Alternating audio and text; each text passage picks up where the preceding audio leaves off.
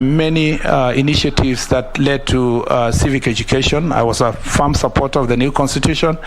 After the 2010 constitution was passed, the former Prime Minister, Raila Odinga, nominated me to sit in the task force on devolved government. I served in that task force under, again, a very distinguished citizen of this country, Honorable Musalia Mudavadi.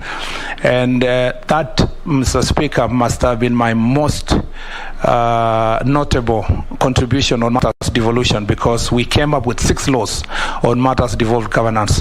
In 2013, Mr. Speaker, based on the experiences I had, okay, Mr. Speaker, maybe I just conclude.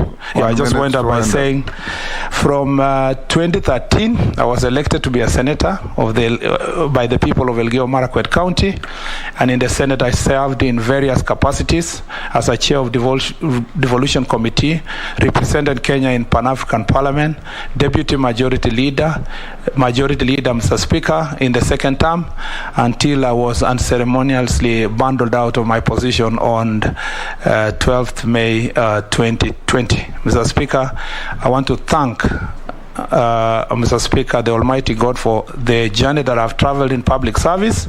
I want to thank my family, my wife, my children, for giving me the support that I need to do this, and the extended family, including my parents. And I want to thank the President for finding it fit, Mr. Speaker, to nominate me to this position of a Cabinet Secretary. I am forever grateful, and I hope this committee will approve my nomination so that I can enthusiastically, Mr. Speaker, serve the people of Kenya.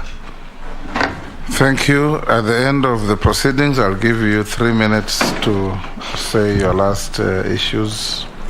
I'll now invite members to field questions or make comments. I'll start with the Deputy Speaker. Good morning, Council. Kipchumba Murkomen. And before I even start, I would like to under Standing Order number 90, to declare what they call declaration of interest, except that he will have to fight for himself. I have no bias towards him. I would like, Honorable Speaker, to let this meeting know that Kipchumba Murkomen is known to me. He was my student at the University of Nairobi. He was actually my top student at the University of Nairobi, and represented Kenya in the international moot court competition in Washington, D.C., and came out as the top 100 lawyers in Kenya. And but even that said and done, I will not be biased. Honorable Chairman, if you allow me, and I will be completely without bias. And can I ask him some questions based on that? Thank you. Honorable Kipchumba Murkomen, as you know, Kenyans have very high standards for this new government. I would like to ask you what Kenyans have asked me to ask you. They're not my questions. If they were my questions, I would have asked you legal questions as your teacher. But I'm going to ask you ordinary questions. Kenyans are saying that the highway from Malaba to Mombasa, which is the most important channel for transporting cargo from Mombasa to Uganda, has very serious challenges. And if you want to improve it, how are you going to do it? The second one they're asking is the long queues sometimes extend up to 60 kilometers. The other thing Kenyans are asking is, yes, you built a beautiful expressway, but it's beyond the reach of ordinary Kenyans. If you have to do a one-way road trip, it's 600 shillings, which many Kenyans cannot afford. And lastly, the LAPSET project. They want to know, if we do confirm you as the minister or cabinet secretary for this position, what are you going to do for these things? Kenyans are concerned about that. Thank you. You will record those questions. We'll be doing them in batches of 4-4. Kimani Ichung'wah, Majority Leader. Thank you, Chair.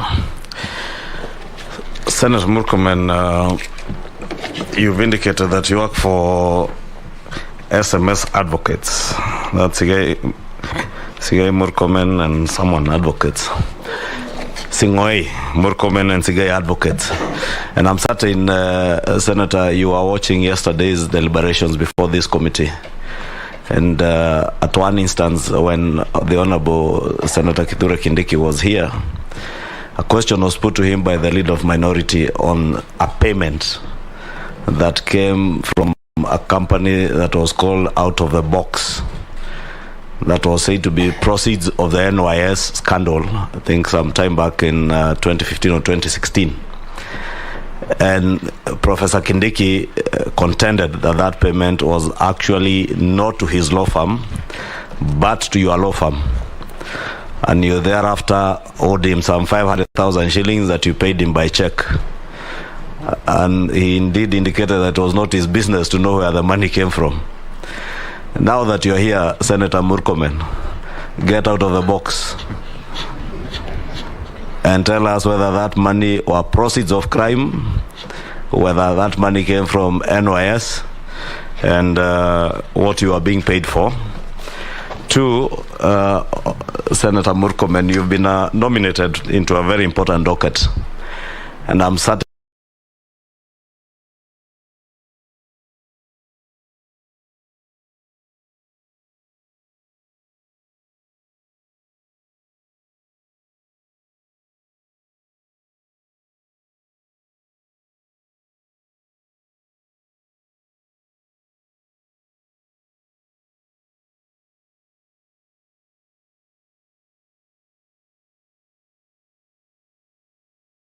in the last 3-4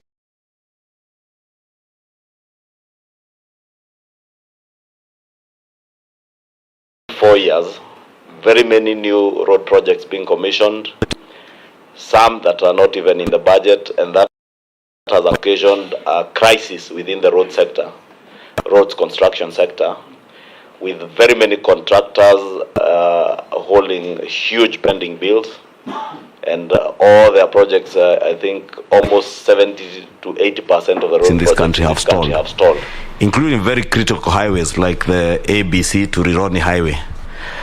I don't know, now that you've been nominated into this position, whether you've applied your mind to what innovative ways you would have to employ as soon as you take office, if you are approved, to one, sort out the issue of pending bills because it is negatively affecting the performance of the economy in terms of money circulating in the economy. And two, to ensure that all those stalled road projects are completed in a timely manner and goods are done for the people of Kenya to be able to derive value from the money that has already been invested in those roads. Thank you, Honorable Speaker. One day. Yeah, thank you, Mr. Chairman. I will be very brief. Senator Murkomen, as an officer of the court, and a distinguished one for that matter, you have faith, your trust and faith in the justice system is very important. You will recall, in the wake of the controversy around just before the DPP undertook some prosecutions, you are quoted as having described the whole issue as a charade. Okay?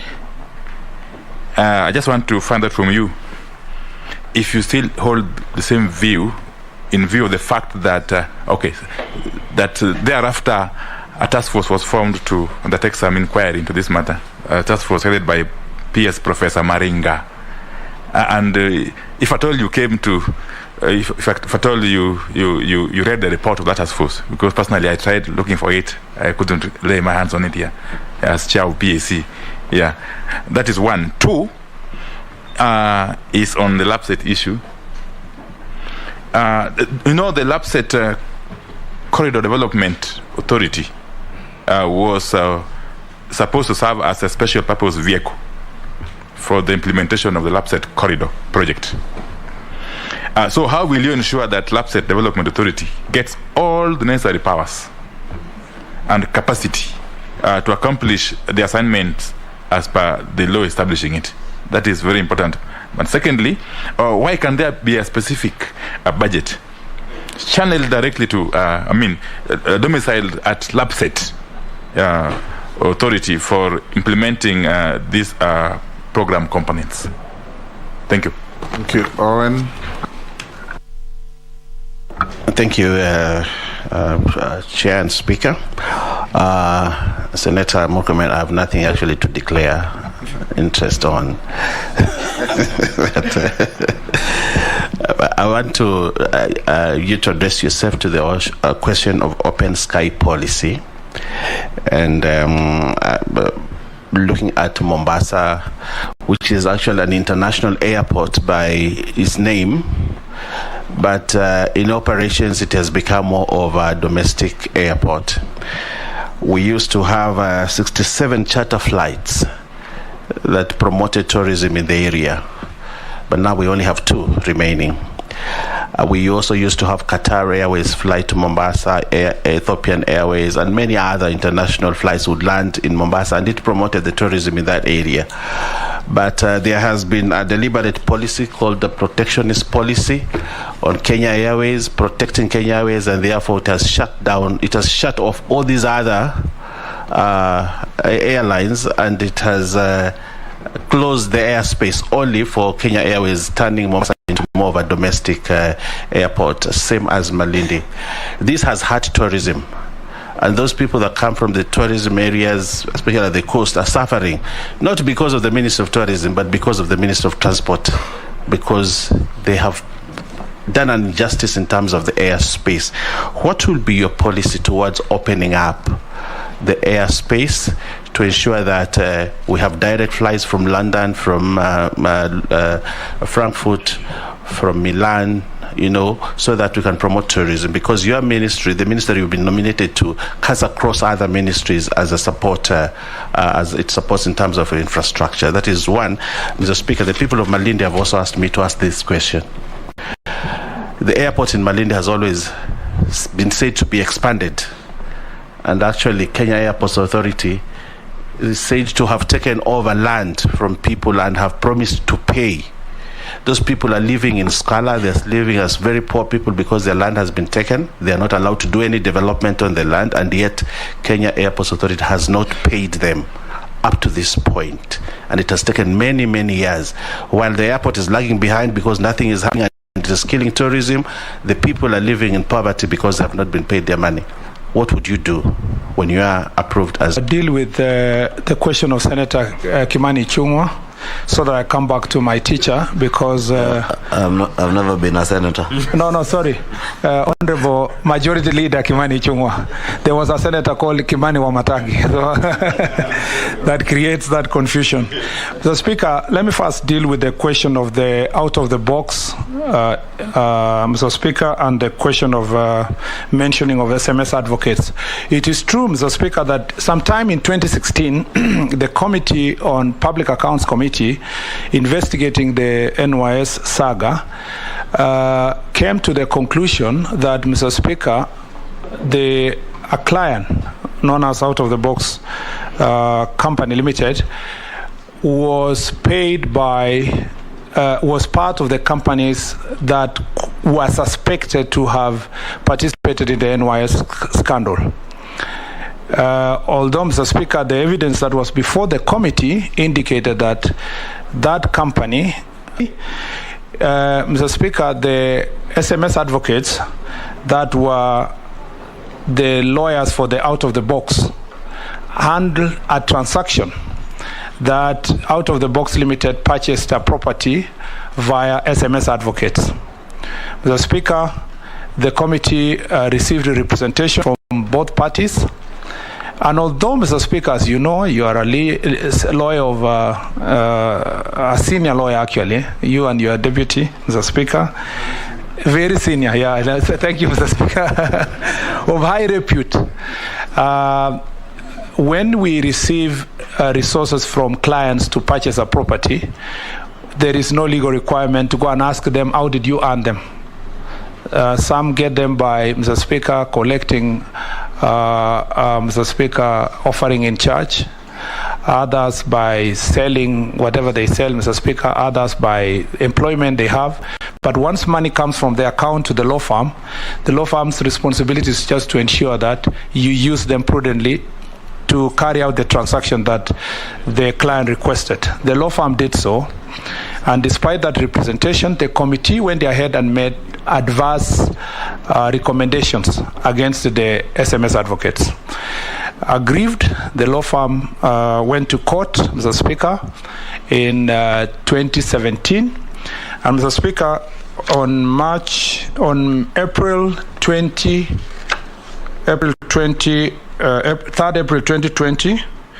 the court ordered as follows, Mr. Speaker, that an order of certiorari is issued to bring into this court and quash recommendations 12 and 13, which were adverse on the SMS advocates, of the report of Public Accounts Committee inquiring into the happening of NYS, violate petitioners' rights guaranteed by the Article 47 of the Constitution of Kenya.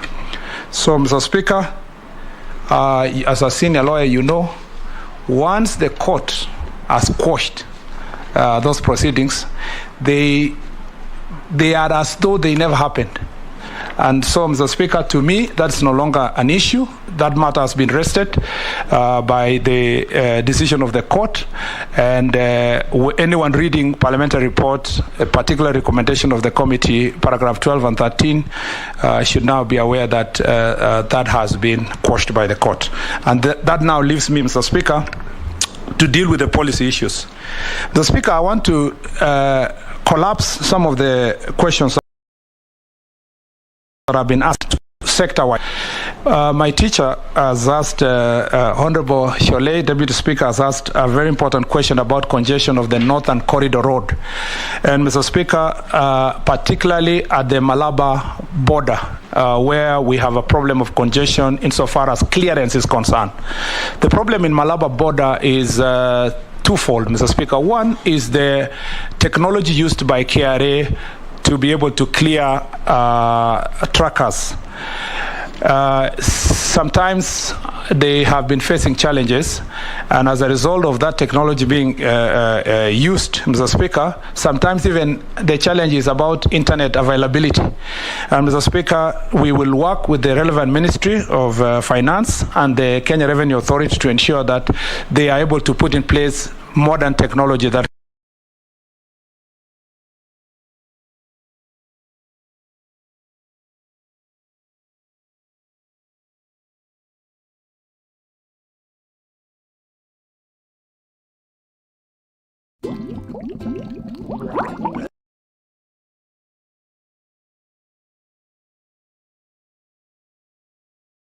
is expedited. The other issue is because of the parking. The parking area along that border is, Mr. Speaker, congested. We are inviting the county government of Busia to, Mr. Speaker, invest in providing, or through PPP, or direct even as a county to raise revenue for the county, just the way Nairobi County has parking for vehicles, they can